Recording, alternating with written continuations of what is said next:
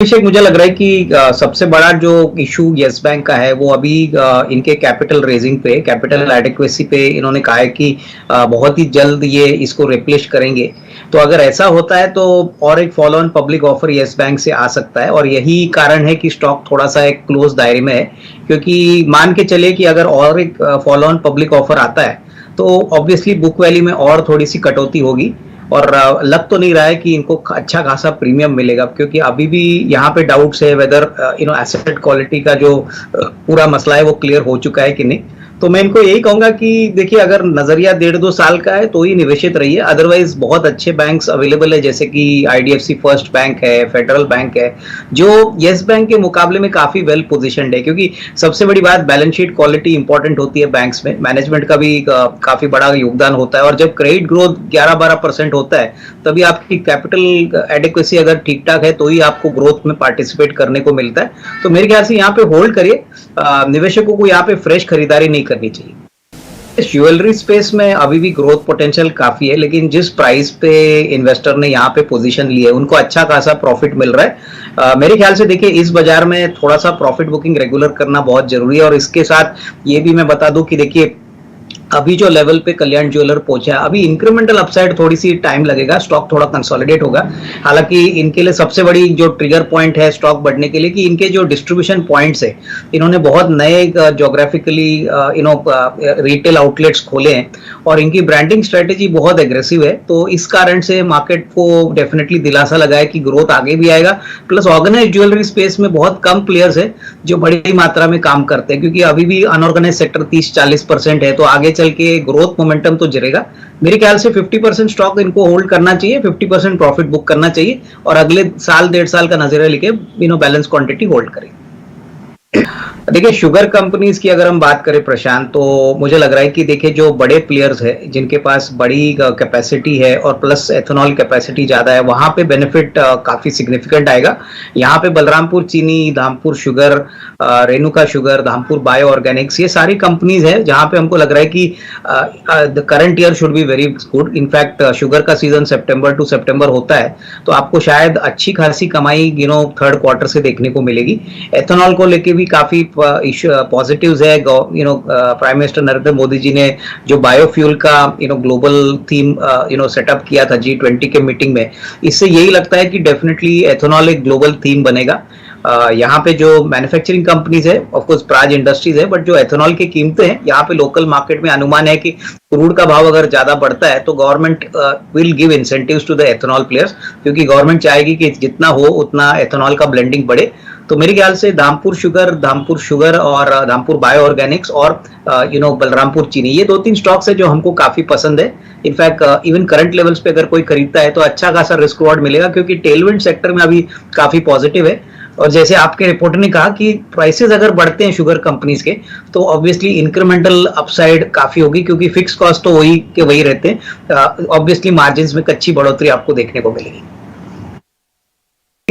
जिस प्रकार का पैसा इनको बना है इतने छोटे समय में, तो मैं तो कहूंगा कि कम से कम अपना कॉस्ट निकाल दे, पूरा 56 शेयर्स ना बेचे, लेकिन इसमें से अगर आधे शेयर्स भी बेचते हैं तो अच्छी खासी कमाई होगी। मेरे ख्याल से बैलेंस क्वांटिटी वो होल्ड कर सकते हैं, क्योंकि देखिए ऑलमोस्ट डबल हो चुका है, साल भर भी नहीं हो चुका है। और ऑब्वियसली ऐसे मार्केट में जब मार्केट काफी वोलेटाइल है तभी प्रॉफिट्स को कैश फ्लो में कन्वर्ट करना भी इंपॉर्टेंट है। तो 50% प्रॉफिट बुक कर लीजिए और बैलेंस होल्ड कर लीजिए, क्योंकि कंपनी काफी अच्छी है, ऑर्डर बुक भी अच्छा है और ऑब्वियसली आने वाला साल भी इनके लिए अच्छा रहेगा। तो मेरे ख्याल से 50% होल्ड करिए, 50% प्रॉफिट बुक करके निवेश से थोड़ा सा कैश फ्लो जनरेट किए। देखिए, लंबी अवधि की बात करें तो यहाँ पे अगर इनका कन्विक्शन कम से कम 12-15 महीने का है, तो मैं समझता हूँ कि अच्छे प्राइस पे एंट्री की है। और टाटा पावर जनरेशन में काफी दिग्गज प्लेयर है, अभी सोलर एनर्जी, ग्रीन एनर्जी में वो एंटर कर रहे हैं, इलेक्ट्रिक व्हीकल चार्जेस का भी बिजनेस में बहुत एग्रेसिवली मूव कर रहे हैं।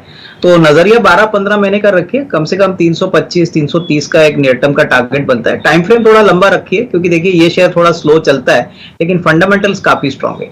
अभिषेक देखिए, इन्होंने कंपनी तो बहुत अच्छी चुनी है, लेकिन मेरे ख्याल से एक ऊपरी लेवल पे खरीदा है। मेरे ख्याल से देखिए शॉर्ट टर्म में नहीं बट लॉन्गर टर्म में पैसा अच्छा बनेगा। कल परसों ही मैं पढ़ रहा था कि एरोफ्लेक्स एरोस्पेस बिजनेस में भी एंटर कर रहा है और ये मोनोपोली प्लेयर है। इंडिया में इनका कोई कॉम्पिटिटर नहीं है। कम से कम 22-23% के मार्जिन पे ये काम करते हैं। कंपनी की ऑर्डर बुक बहुत अच्छी है। मैनेजमेंट ने ये भी कहा है कि अगले 3 साल वो 35% के CAGR से ग्रो करेंगे। तो नजरिया अगर आपका 12-15 महीना है तो अच्छा पैसा बन सकता है। मेरे ख्याल से थोड़ा सा इंतजार करिए, सितंबर क्वार्टर के रिजल्ट्स आएंगे, उसके बाद बिजनेस कमेंट्री आएगी। मुझे लग रहा है कि अच्छी खासी कमाई तब होगी जब 12 to 15 मंथ्स ये होल्ड करेंगे और तभी अच्छा रिस्क रिवॉर्ड बनेगा, तो तब तक होल्ड करेंगे। इस पे इन्होंने एंटर किया है, लेकिन मेरा तो मानना है कि देखिए मिड कैप स्टॉक्स में जिस प्रकार से रैली हो चुकी है, जब तक आप पेपर प्रॉफिट्स को कैश फ्लो में कन्वर्ट नहीं करते तब तक लॉन्ग टर्म इन्वेस्टमेंट्स का कुछ मतलब नहीं होता। इनके पास 60 शेयर है, तो मैं ये कहूंगा कि जितना पैसा इन्होंने डाला है कम से कम अपना कैपिटल निकालिए और अगले साल 1.5 साल तक होल्ड करिए। कंपनी में एक अच्छा ग्रोथ आएगा, एक्सपेंशन का भी बेनिफिट इनको मिलेगा, बट डेफिनेटली थोड़ा सा प्रॉफिट बुकिंग कर ले और बैलेंस क्वांटिटी लॉन्ग टर्म के लिए होल्ड करें।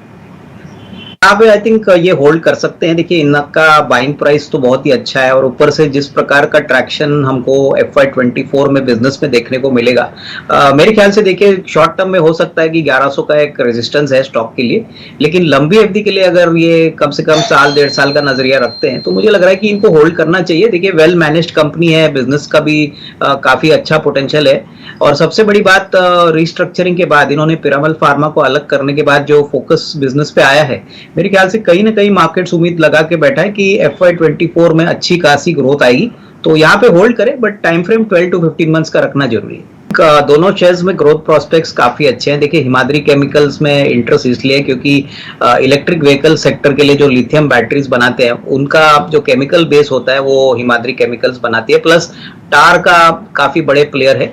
तो डेफिनेटली मुझे लग रहा है कि आने वाला साल 1.5 साल भी अच्छी विजिबिलिटी रहेगी। रही बात फेडरल बैंक के ऊपर भी मुझे लग रहा है कि देखिए with in the south based banks इनका कासा रेशियो, इनका डिपॉजिट बेस, इनकी फाइनेंशियल प्रॉफिटेबिलिटी बहुत ही बढ़िया है। काफी अच्छे HNIs इंस्टीट्यूशनल फंड्स भी यहाँ पे निवेशित है। तो बैंक्स में फेडरल बैंक भी मुझे लग रहा है कि 170-180 जाने का पोटेंशियल रखता है। बट मेरे ख्याल से देखिए जो प्राइस पे इन्होंने एंटर किया है ना, मेरे ख्याल से जैसे मैं आपको पहले भी कहता हूं कि जब तक आप प्रॉफिट्स बुक नहीं करोगे तब तक कोई मतलब नहीं है। तो थोड़ा सा तो अपना प्रॉफिट बुक करवा लीजिए। ऑलमोस्ट 3 टाइम इनका प्रॉफिट दोनों शेयर्स में हो चुका है, तो 300% रिटर्न के बाद मेरे ख्याल से इनको थोड़ा सा प्रॉफिट बुकिंग जरूर करना चाहिए और balance quantity medium to long term के लिए होल्ड करें।